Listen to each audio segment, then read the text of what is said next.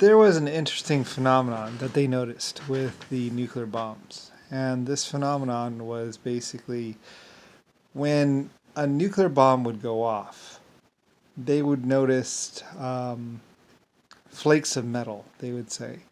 Or whenever if you took a nuclear bomb, you put it in the ground and you exploded it, boom. What they noticed is that there would sometimes be flakes of metal that could not have been the bomb case. They were not the bomb casing, but they were flakes of metal. And it's basically actually what is caused by, and it was actually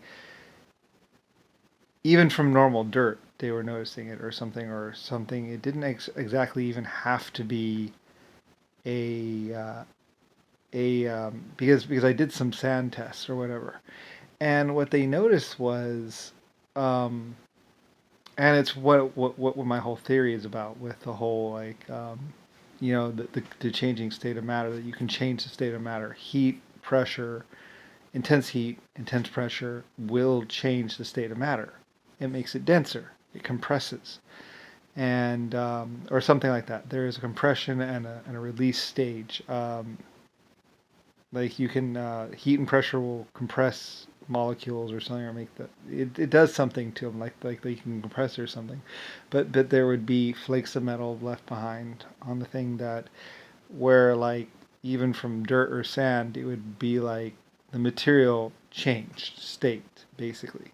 And this is what my scientist said is that it seems like the material changed state. In other words, because they did some dirt tests. They took some normal dirt, everyday dirt. Shouldn't be any metal in it, right? Okay. They detonate a nuke. We know that we could tell what was the casing and what was not the casing, because the casing is one type of metal and everything else like that. And they did some tests. And they found that even normal dirt can possibly change to a metallic state. I'm not exactly sure about it, but basically it's pretty much what the sun reactor and the star reactor and the Earth is based on, is that heat, pressure will change matter into a more dense state, basically. And so it creates metal, pretty much. Heat and pressure will make metal from just about anything. You can change state of matter. So in the shock wave, when the shock wave was coming out, the molecules will compress together and turn into a form of metal, basically. Even from dirt, they did the tests, and they took normal, ordinary, like just run of the mill dirt, and what they found was these flakes were metal and left behind. So with enough heat, because with enough heat and pressure and shock wave, even normal dirt would turn into a metallic kind of substance, which was groundbreaking. So you could take dust or any kind of dirt-like substance and basically turn it into metal with enough heat and pressure. Basically, is what the scientists were what the German engineers were getting at, was basically, because we did some tests even with sand, and we still found the same metallic kind of residue left behind. The heat and the pressure had possibly changed the state of the matter to a metallic state, a denser material. Anytime you go smaller or denser, you go into metallics, basically, or something like that. It's a very advanced science, and it was something that we were discovering back in 1800 or so. Was that was that with enough heat and pressure, because we had nukes back all the way back to like 1100 or something like that. That's when we actually had nuclear bombs, and they were doing the tests, and they were finding that the material left behind, which was not part of the bomb and could not have been part of the bomb, turned into a metallic state. So basically, my theory was right. Anyway, I had this theory before, anyway, though. But basically, my theory is right. Is that pretty much anytime you have heat and enough heat and pressure will turn almost anything into a metallic or denser state.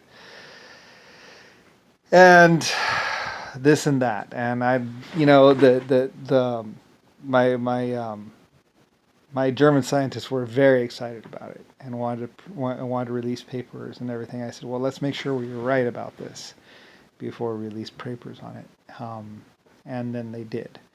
And basically was that heat and pressure will change matter into a denser state, including metallics.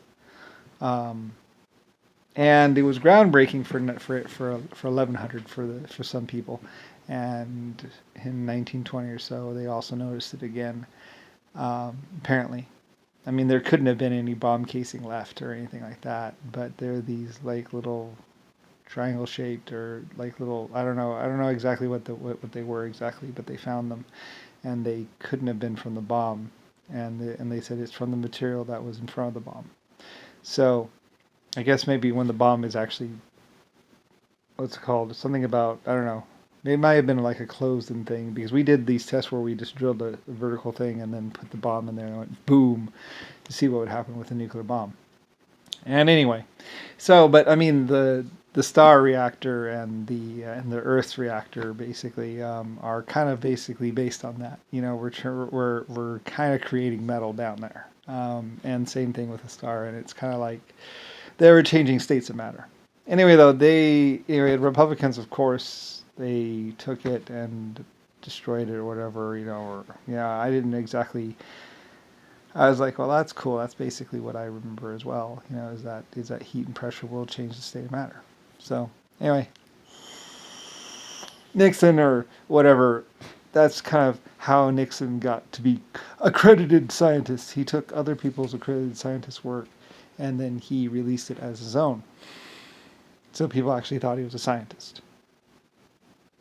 He was basically, you know, he had real scientists chained in the basement pretty much, and then he would release papers on their work as if they were his, and so people thought he was a real scientist or real something, and he wasn't. He was nothing. Anyway, and anyway, yeah. So anyway, Richard Nixon had no scientific background or had any idea or anything. Anyway, yeah. So whatever. Yeah, I just know from the tests and everything else, and then realistically, you know, I'm just on vacation, just doing my thing. So, and in the end, I don't even really care. And the amount of people that the Republicans and the Democrats had to kill in order to take over is, in order to get where they were in the White House, they killed a lot of people, a lot, like whole countries worth of people. It was a long, good fight, and they didn't really win, but they killed a lot of people, thousands, millions, hundreds of millions. They and then they loaded them up in trains sometimes and trucked them off and killed them there. They killed a lot of people. Like insane amounts of people really died because of them. So like I say, you know, like it's just a house. In order to get that house, they killed millions, billions of people. So, and I'm just like, shoot me in the head, I don't care. One house, one whatever. Republicans are a horrible kind of monster on the level of unreal. They tortured, they killed thousands, millions of people. Democrats are just older. Republicans are supposedly the Republicans say, well, we didn't know. It's like, yes, you did. You knew. You just didn't care. You know, and it even turns out that the Democrats used to be the Republicans until they got the Republican militia, which are just younger Democrats. So.